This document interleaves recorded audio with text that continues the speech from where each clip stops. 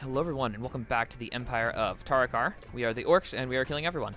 In the last one, we were doing our war with Keterot, that the gnome started. We're probably going to win it in this episode, and then we can do our last event. And we're also working on the expeditions to figure out, or to fill out Greentide. Yeah, they'll be fine. Anyway, we're mostly just waiting on that, and then our Truce with the Command is done in 45. We got a long time on that. We're going to basically ignore everyone else. Hopefully they'll give me some stuff here. Ooh, a university. Very nice. 5 innovativeness for 13,000 crowns. Yeah. I got so much money, I don't care.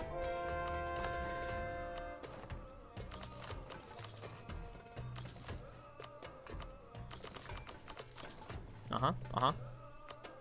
Ooh, got plenty of these to build. Good. Love seeing that. Just the one there. Uh-huh. And we'll allow these for my vassals. Those are fine. Any of these good on my vassals? Yes. Give them the good ones. How about this? Any good ones here? Oh, plenty of good ones. Fund yourself, people. More funding means bigger army. So please take it.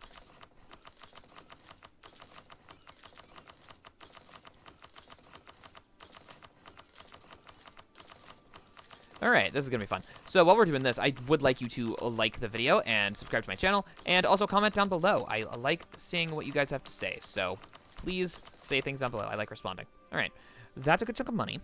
How about these? That's a good way to spend money. How about these? That's many. Okay. Looks good to me. A peculiar message. Right, we have started the next expedition down into Greentide, and that's what this is. As the expedition once again passes over the threshold of Greentide, the familiar heat of the forge hits them. This time, most of the expedition members have stowed the heavy armor they wore through the caves in favor of lighter leather and hide armor. Some mages have even procured magical armor engraved with temperature-controlling runes, much to the jealousy of the other members.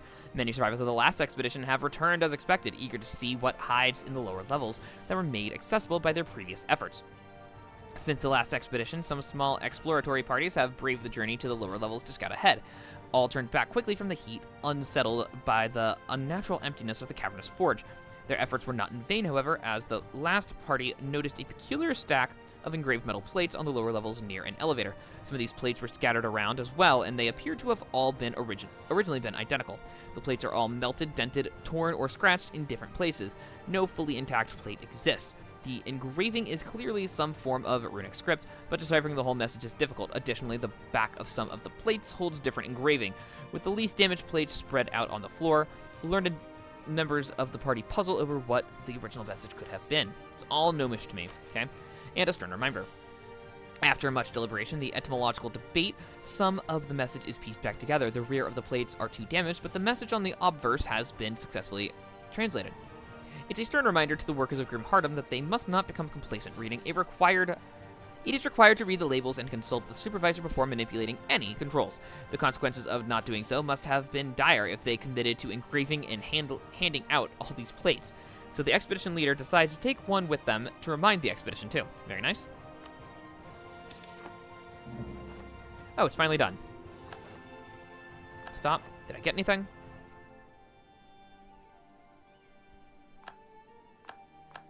Yes, I got my islands. Yay!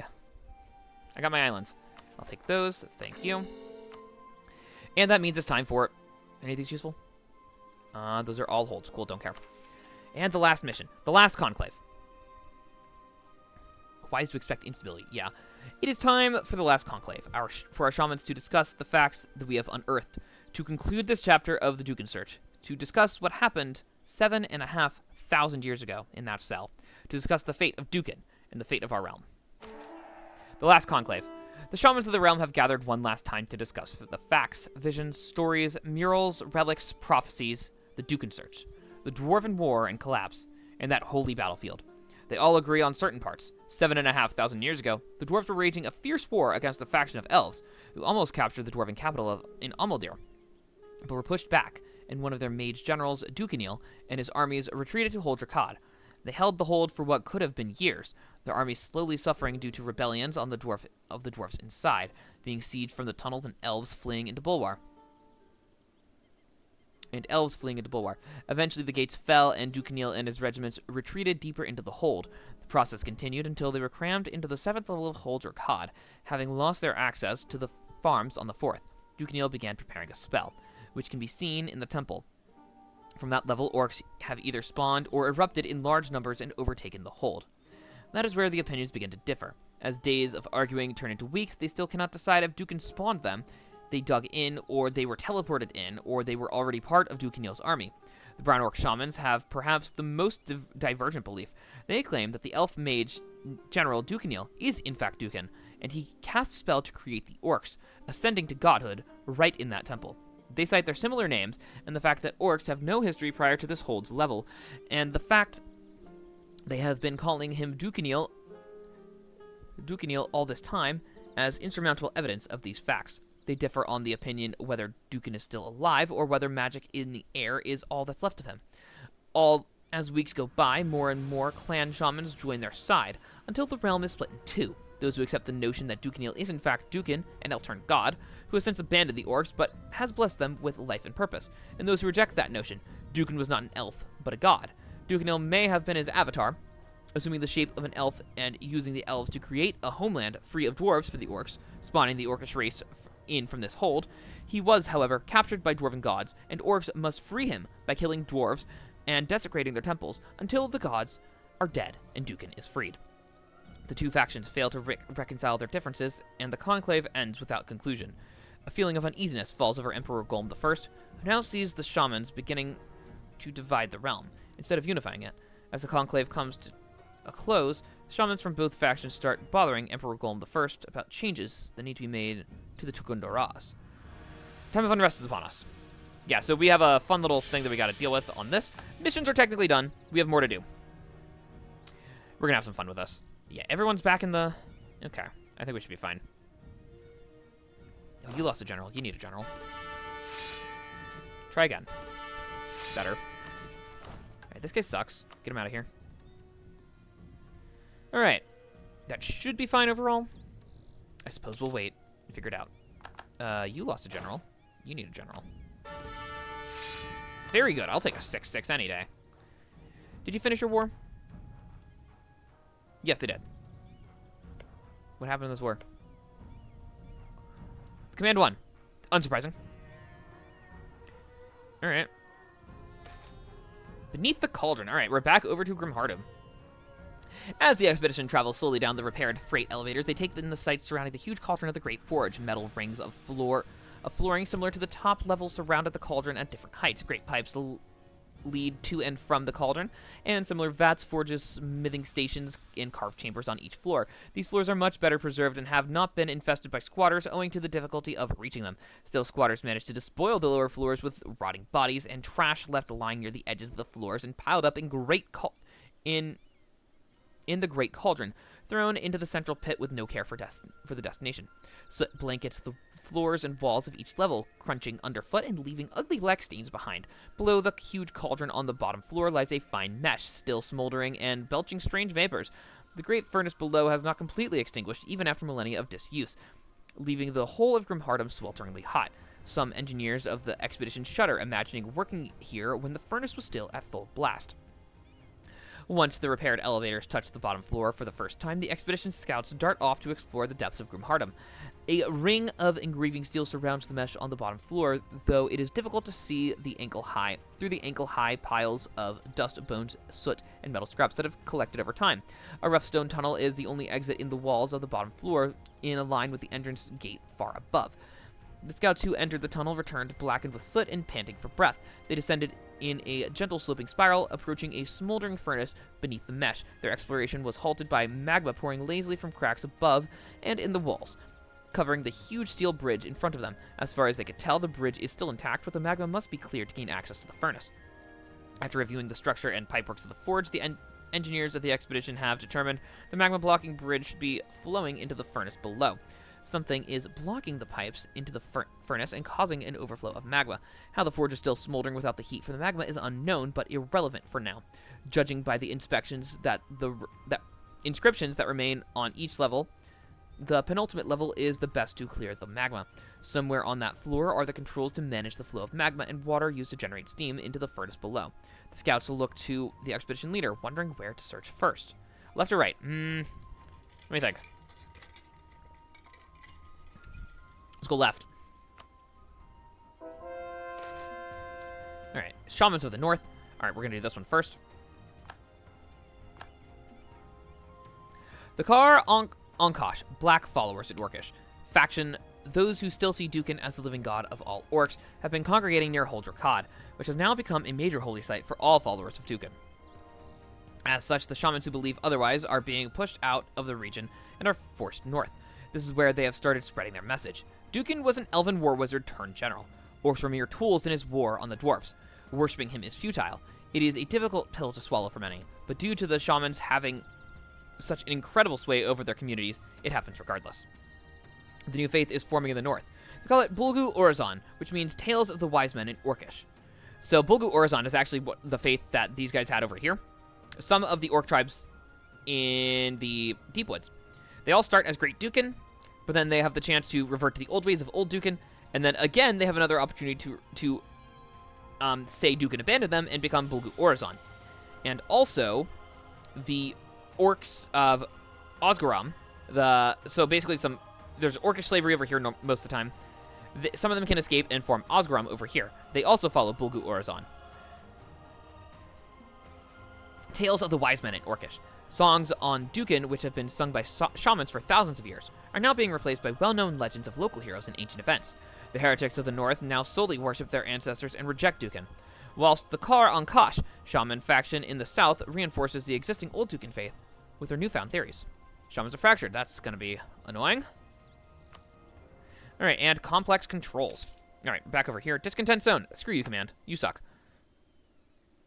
The left side of the penultimate level is home to a series of small control chambers. All these chambers were once almost identical, containing pipes rising from the floor and into the ceiling of each, adorned with various valves and levers. Now the control chambers are a spectrum from almost untouched to no more than a pile of rubble in a doorway. Unfortunately, the inscriptions above each room have long since worn away, making it difficult to tell what purpose even the intact control rooms serve. After a fruitless search for any clues to to each room's purpose, the expedition leader dispatches an engineer and mage to the bottom floor. With a combination of divination and mechanical knowledge, they locate the pipes buried in the rock that run to the furnace and follow them back into the chamber that controls them. At first, it appeared that the expedition was out of luck. The chamber engineered pointed to one full of rubble. After a little excavation over, it was clear that the rubble was from the partial collapse of only one wall. With some improved braces, a further collapse is prevented, and once the rubble is cleared out, the expedition leader can walk through the open path into the control chamber. Mercifully, the pipes and controls were not touched by the collapse and are still mostly intact. There are, however, only 3 controls on the pipes. A pair of iron valves surrounding a strange reddish lever. The valves were once colored too. There are small flecks of paint still stuck to the rear of them. It seems the left valve was once a peculiar light green, while the right valve was a deep yellow color. Aside from the pipes running up the back wall and these controls, the room is an empty uniform cube, only large enough for a handful of people. Alone in the room for now, the expedition leader ponders his options. Search for instructions. That's probably the right way to do it. You're standing on it. The expedition leader crouches next to a cleric in the control room, puzzling over the inscription carved into the floor. Who knows what the architects were thinking, placing the instructions there, but luckily they were not too badly damaged by the cave-in or the leader's boots. After several hours of painstaking restoration with small brushes, weak cleaning acids, and lots of water, the inscription is now completely legible. Even so, it is not trivial to understand. It reads, "Those from Ovdal Lotum finish last. He of Grozamdir moves before he of Verkugulan." Given the number of control rooms and the bizarre wording of the inscription, the cleric suggested it function as a mnemonic for the dwarves working there. Though he could not decode it himself, the message was relayed outside to the whole expedition, but as of yet, nobody has suggested how it relates to controls in the room. Alright, so let's see. Lotum finishes last. Lotum is Garnet. Grozamdir moves before Verkugulan. That's green, and Gulan is yellow. So Grozamdir, Golem, green, yellow, purple. Cool. If I need to do it right, it's green, yellow, purple. I hope I remember that. Religious clashes in the holds. As more and more communities in the north embrace the new teachings of Bolgu Orazon, conflicts begin to arise in the north. As holds are far too large to have only a single shaman, hundreds of shamans have been proselytizing in their respective holds. As such, the holds have become fighting grounds for the new religious schism, which now fractures the realm. As rhetoric becomes more toxic, violence is brought through the streets. Temples are desecrated, shamans murdered, and families get forced to swear off the opposing faith by local militias. In various holds, the Bolgu Orazon community is now larger than the old Dookan one.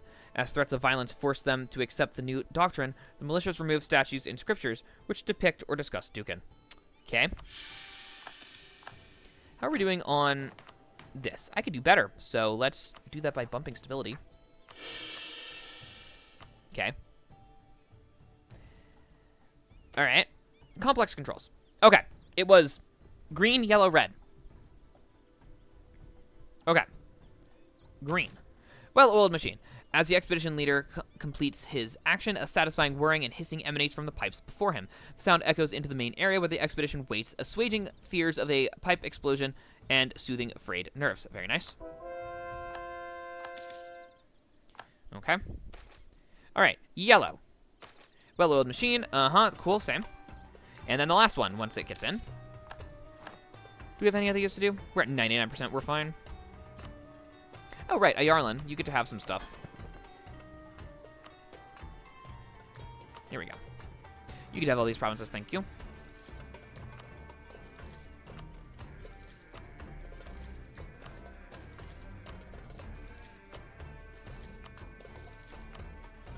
Have fun. Thank you. And red. Very nice.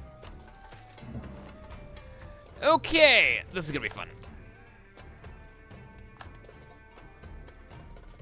Okay, so we're gonna have a fun thing over here. With the monarchy fleeing to Porgir's Valley.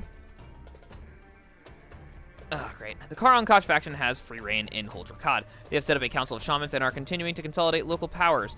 As generals still loyal to the administration try to maintain their tenuous grasp on Hul-Jorkad, shamans urge soldiers to reject monarchy and counter any influence the monarchy has on the region. With the monarchy and their administration in chaos due to their evacuation from Hul-Jorkad, the Karan-Kosh faction takes their chance. They declare the monarchy unfit and declare an independent theocratic council, gaining much support from the southern Old Dookan provinces. So I could play as Karan-Kosh. But I think that kills my Lich. I think I'm just gonna have to kill him. I think that kills my Lich, which is too bad because I think that means I have to convert. I don't want to convert. I don't want to convert, though. That's fine. We're going to have a fun little war here. Yeah. Insufficient marches. I know. I'm going to be losing a lot of money. Can I get Karan-Kosh here? Karan-Kosh, can you please give me a minute? Karan-Kosh. And let's do Lake Fed. Move on. Very good. Are these all my troops? Yes, but they're all black flagged. Cool. Very fun. Love to see that.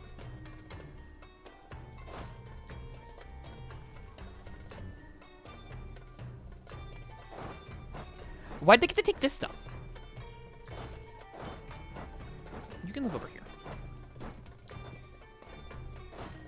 You guys can come live in Yarlin. This is gonna be a pain in the ass.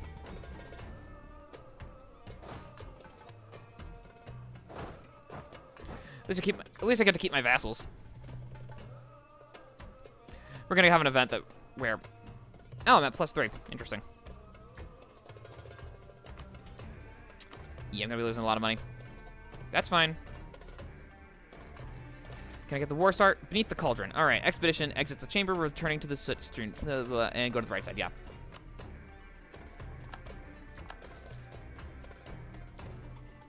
Do I have a special casus belli on them? All right, we're gonna deal with that. Do I have a special casus belli on these guys?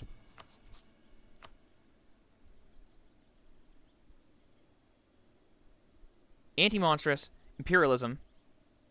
Technically, we have a truce. And then what was this up here?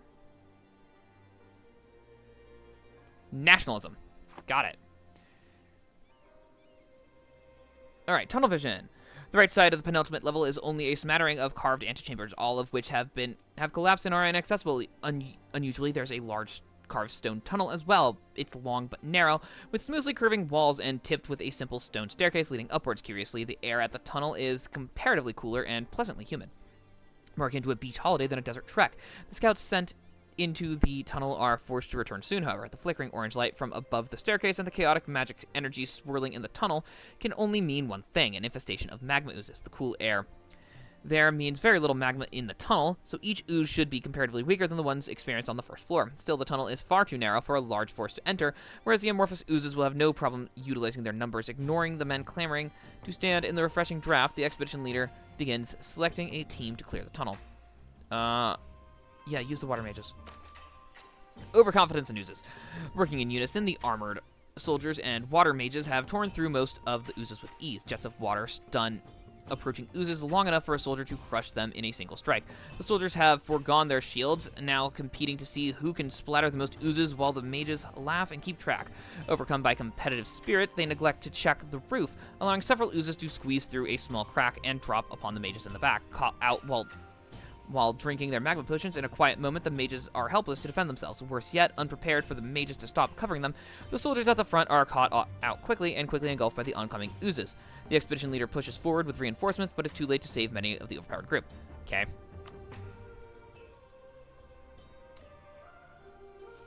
Oh, you guys got stuck here. Yeah, that makes sense.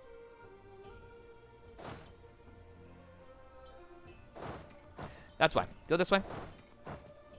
And then come on over here. You guys got stuck over here. That's fine. We'll just have you spread out a bit.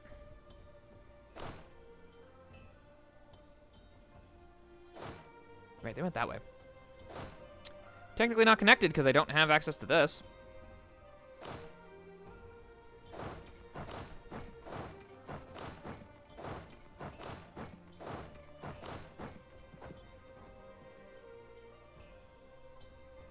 Anyway, that's actually good.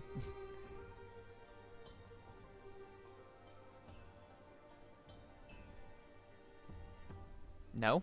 Really? Nothing. Okay, cool. You can stand there then. And then lastly is you. You could come over here. I'm waiting for this war to start.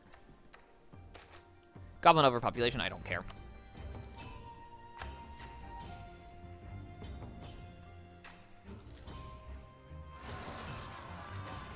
Alright, the dry river. The causes of the pleasant climb in the tunnel are revealed as the expedition emerges into a naturally formed underground cavern. The difference between the work of nature and the man striking.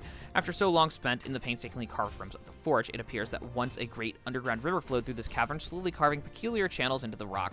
The sound of flowing water still echoes down the cavern, but a bronze dam blocks the river. The dam stretches most of the way up to the cavern ceiling, with 4 great gates lined along the base. These 4 gates are open, but clogged with debris from upstream, leaving the underground riverbed bone dry. Scouts sent to climb the dam report seeing frothing swell of water on the other side, battering the dam. At the other end of the underground riverbed, the floor suddenly drops and huge pipes snake off in different directions to deliver water to the forge. It seems that the dam gates were once controlled mechanically, as they are far too heavy to be operated by hand. They also had retractable gates, presumably to prevent them from being clogged as they are now. But they were either torn from the dam or left up. The valves and levers on the dam itself do nothing now, so the debris will need to be cleared another way. Yeah, explosion. Dam busters. Lining the tunnel and the top of the dam, the expedition watches the engineers secure the last of the explosives on the debris in the 4 gates. As the lead engineer counts down to detonation, the expedition retreats into the tunnel for safety. 3, 2, 1, detonate. The sound of the explosion booms through the tunnel, echoing off the curved walls countless times and shaking dust loose from the ceiling. Once the shaking has stopped, the expedition peers tentatively over the edge into the cavern. The dam is a little blackened, but still intact. Most importantly, the debris is gone and water once again flows through the riverbed. All right, cool. Yeah, I really hate that this event leaves you with a runt of a state and then all that. On the bright side, these guys are still extremely happy with me. You need to be happy. And you need to be happy. Am I allied with you? I am. Good.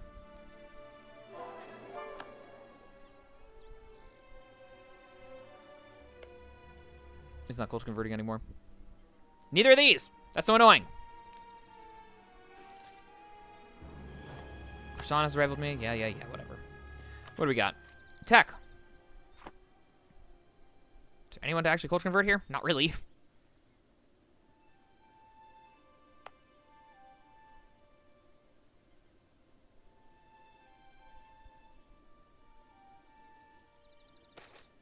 Beneath the cauldron. All right, cool. Magma cleared.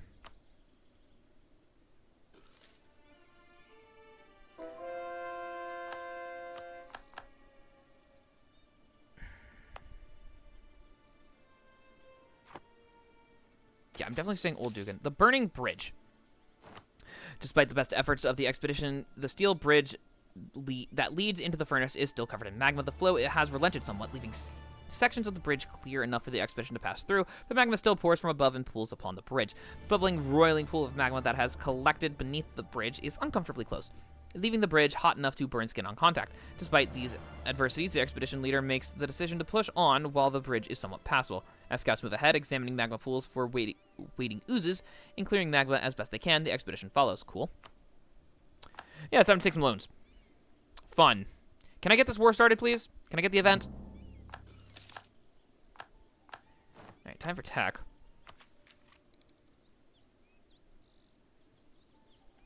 Nah. Instead of tech, we'll do this. Yeah, this is my capital now. Why is this my capital? They didn't want to put me in Amldihr. Do I have a trophy pile anywhere? No? Just put it right here for now. I think they took my trophy pile. Did they take my trophy pile? Yes! They took my trophy pile! Meanies. Alright, anyway, let's develop this up to, I guess, 20.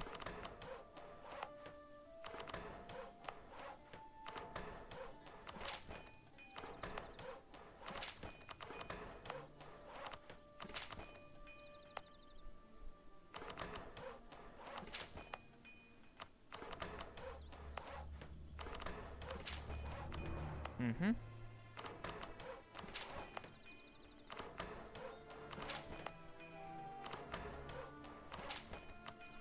I'm sorry, did they take my islands over here too? You guys are evil. What the heck is wrong with you? They took my islands! I don't like it.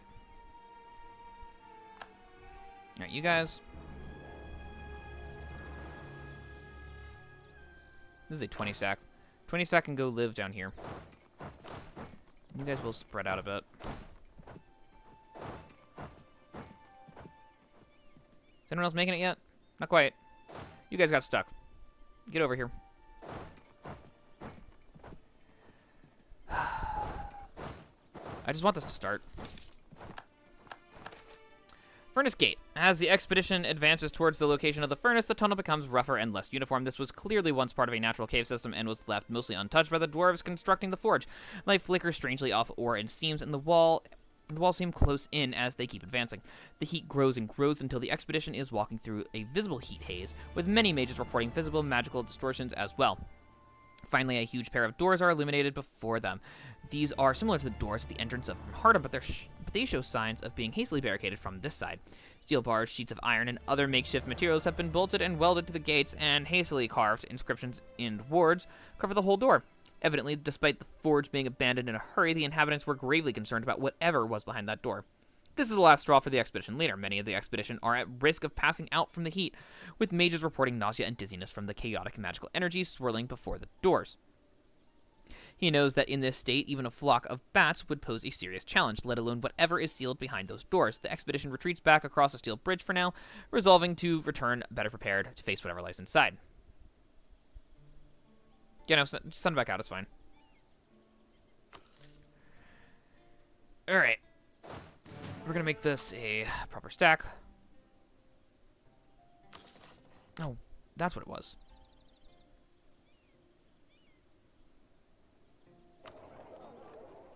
I guess we'll get some money here. I still have most of the money here, so we're gonna collect here. Oh, right. Since this is our capital now, we don't have to collect here.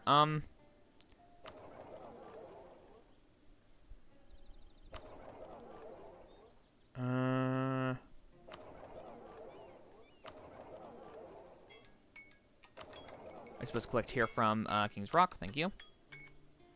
All right. Can I please get this war started? That's really all I want. Headline of the Amldihr Tribune. Great confusion in the Treasury. Conflicting reports by trade officials have created a wild hunt for culprits. According to their investigative journalism, recent changes in the flow of goods due to the Marhold Tunnel have created an unfortunate leak of money. As long as our traders have to compete against each other, there will be no proper hegemony over serpent spine trade, leading to hostile competitors. This is unbecoming of our successful nation, and the government ought to act once to remedy those problems. Cool. As long as we have a merchant in Marhold, we will not gain any trade value in King's Rock.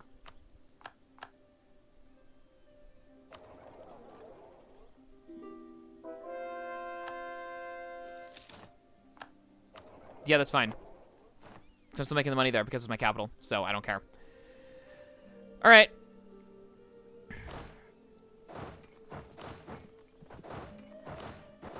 Can you please... How long is this truce? Until 41.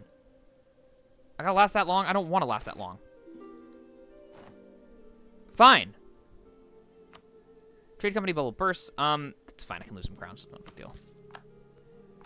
Fine. I guess I won't have any merchant over in Marhold. Stop being grumpy.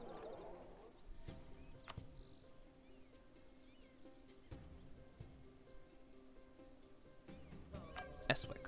All right. You're not allowed through. Yeah, that's fine. Let's start spreading these guys out.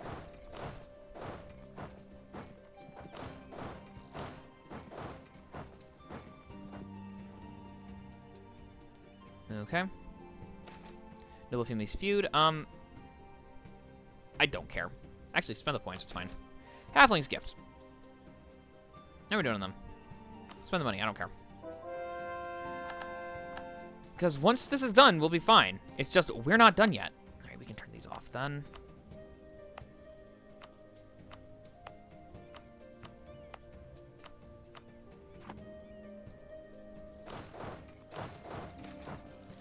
Dramatic approach. Thank you for the points. Serpent's Curse. I'll deal with that in a minute. What is this? The bounty of Serpent's Veil ultimately depends upon ancient dwarven engineering, terraces, canals, irrigation ditches, and even geothermal vents that heat the valley floor. These systems, while restored to basic functioning, still require extensive repairs and maintenance. The cost will be considerable, but must be weighed against the threat of landslide from broken terraces, drought from clogged canals, and upheaving geysers from broken vents. So spend 14,000 crowns, which I don't have. Or lose 1 base production in the region and 20 devastation. That's fine. That's not really a problem. I'll take the devastation on that. Also, we seem to have lost a fort. Right, I don't have any money. Let's give me a level 2 at least. Can we start this, please? I really just want this to start. Oh, do I still have cores on everything? I do still have cores on everything, except up here. Okay.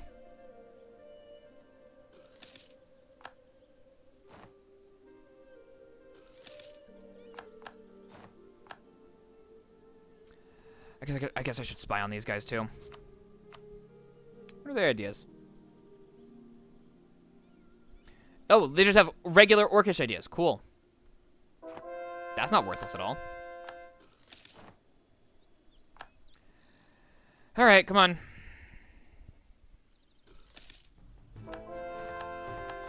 I'm taking so many loans. Come on, game. How many can I have? Oh, I gotta have 297 loans. We'll be fine for a bit.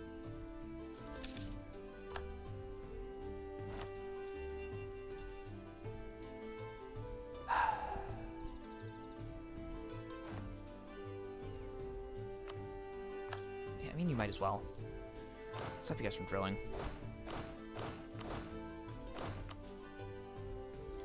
Yeah, just stop drilling. What are you doing? Why are you mad? You're just chilling over there. You can go into the valley. You can come right here.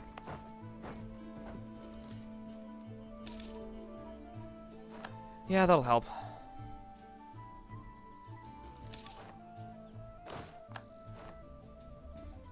there's just guys standing there. Whenever you're ready, dude. Whenever you're ready.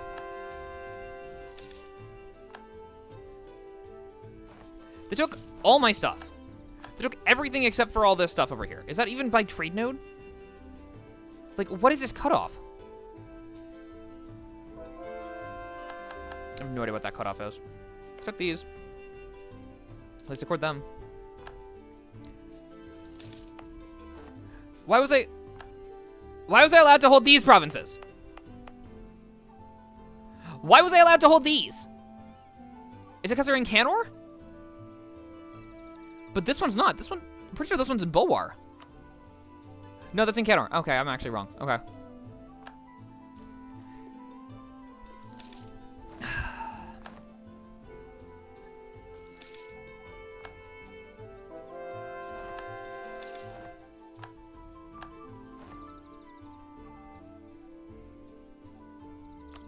Okay, how many troops do I have right now? I have 200 more than the cap, so get rid of 200 troops. That shouldn't be too bad.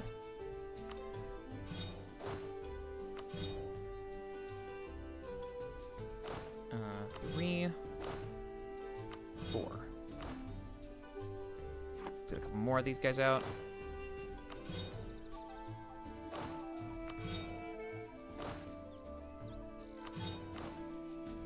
All right, one more. How are we doing now? In terms of money. Notably better. Let's give you a good general. Okay, are there any good generals that I'm not using right now? This one. Who sucks? No, you're just out of here then. 3-3. Thank you.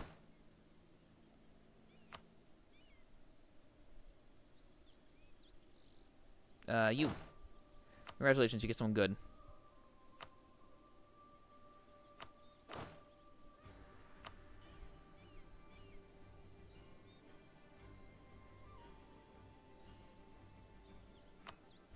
Well, that one sucks. I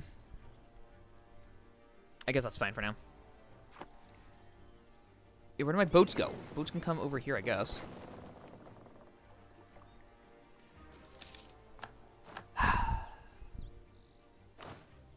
Like, come on.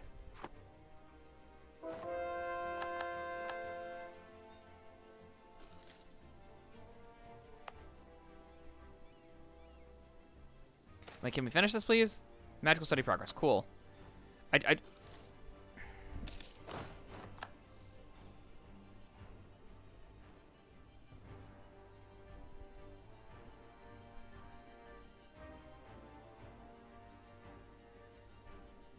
Yeah, it's all in the desert. Of course they wouldn't let me have access because we hate each other. I guess that's fine. Oh, you know what I need to do? I can just take away subsidies, can't I? That'll help for the money.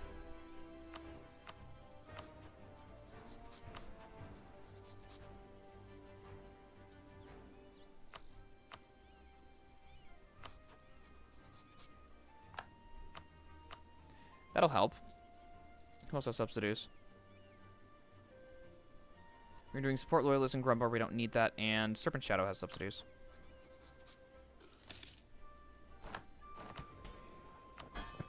You don't need support loyalists on. You're fine.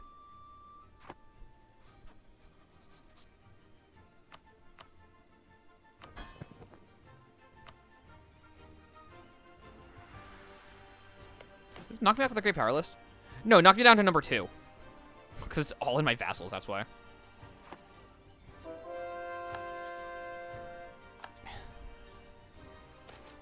Freedom of the press. Go away, I don't care.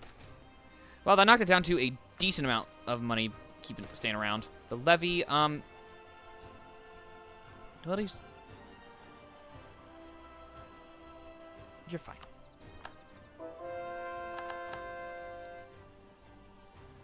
I guess I gotta wait for this. When the truce is over, maybe something will happen.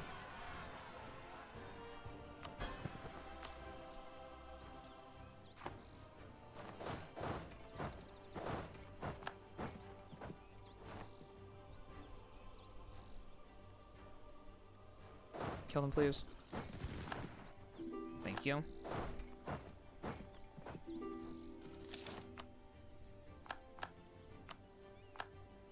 Give that a couple months. Dead General, let's see.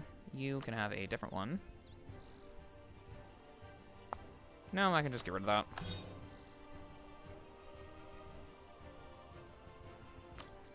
Should be fine on this. Yeah, I'm plenty over the cap. It's just one more month.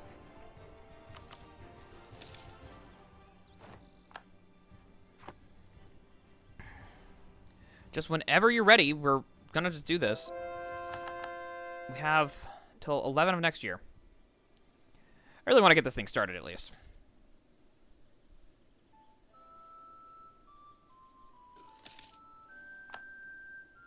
On the bright side, I did get to keep all my vassals. But I am losing an insane amount of money. Like, how much debt am I in? I'm in 29,000 debt. Okay.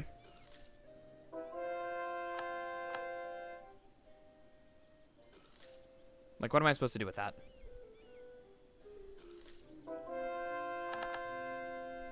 At least most of the Bulgu Orzon's gone.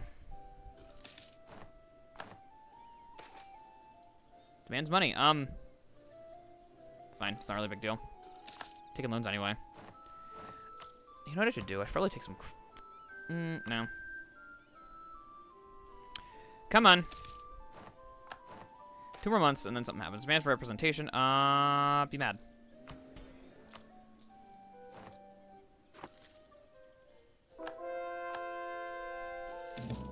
Truce has expired. Hopefully an event will come soon.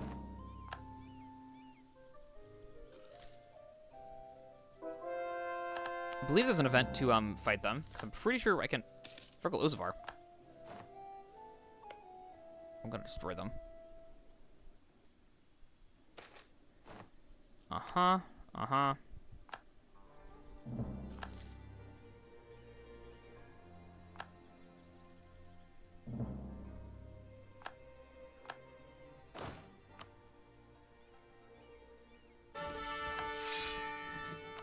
Yeah, stay here, please.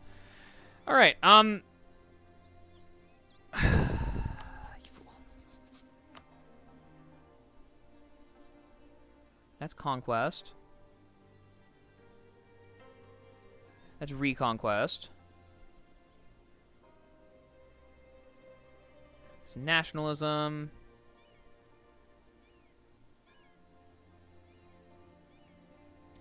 And then imperialism. Humiliate rival, trade dispute. Like, how am I supposed to do this? How am I supposed to actually get my stuff back?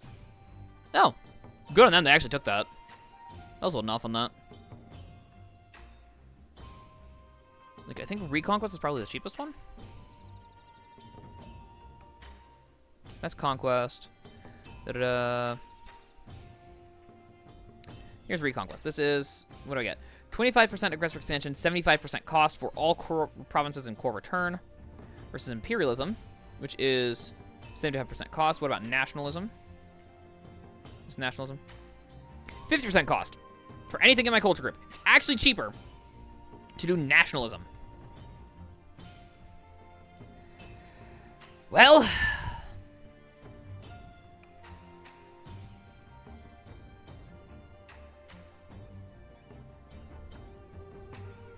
yeah, I'm going to give it another year for an event, and then if not, we're going to do Nationalism.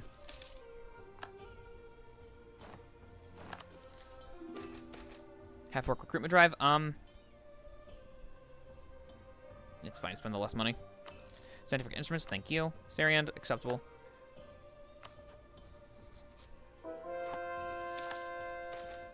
Treasure map, yes, see where it goes. Please give me an expedition. Did I get an expedition? I did, very nice. That'll be fun.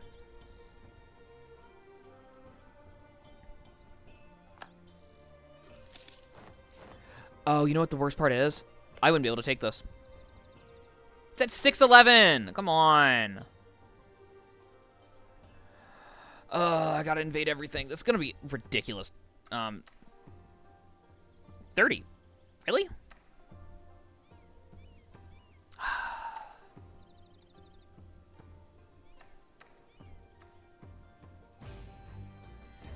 Give until the end of next year. And then we'll see what happens.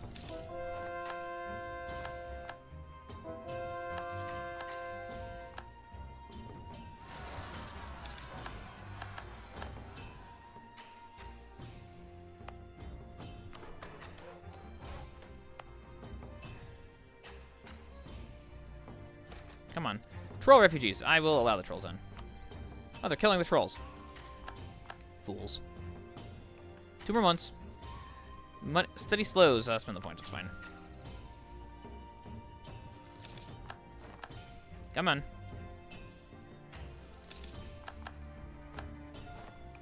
We're going to get an event? No? Cool. I don't get a fun little event to just actually deal with them.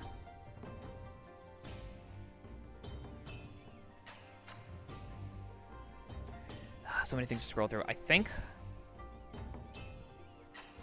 the province war score of this specific province is 19%. This is going to take a million wars to actually do. If I do this how I'm supposed to. I'm going to do nationalism. I'm going to just completely destroy them because I don't respect these guys and they're being mean. We're going to go for a Dwarf Rod 15. Dwarf Rod 15, yeah. 15.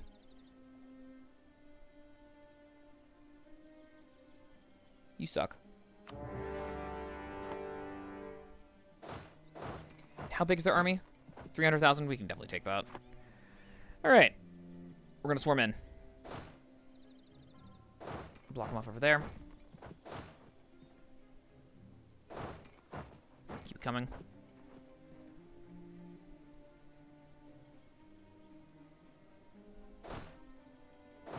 Yeah, stop that stuff. Just go help with that. And we're going to swarm in over here. I'm going to have you guys on this one. You guys minus this guy.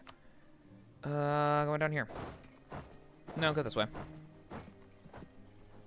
Because we got to take them out. They got to die. Nothing special. They just get to die. All right. But we're going to end the episode here. I hope you enjoyed, and I hope to see you next time.